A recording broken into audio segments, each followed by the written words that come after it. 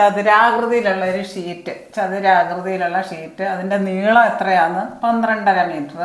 വീതി 10.32 മീറ്റർ. അതായത് പരപ്പളവാണ് ചോദിച്ചേക്കുന്നത്, വിസ്തീർണം. അതായത് ലെങ്ത് ഇൻറ്റു ബ്രെഡ്ത്ത് ആണ്. ലെങ്ത് 12.5 ഗുണം 10.32. നീളവും വീതിയും കൂടെ ഗുണിക്കുക. ഇതങ്ങ് മാറ്റുക. അപ്പം ഇത് മിക്സഡ് ഫ്രാക്ഷനെ മാറ്റിയിട്ട് വിഷം ഭിന്നമാക്കുക. 12 × 2 + 1/2.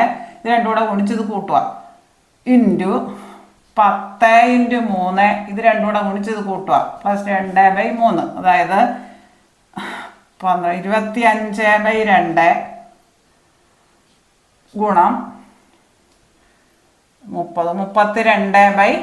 2 16.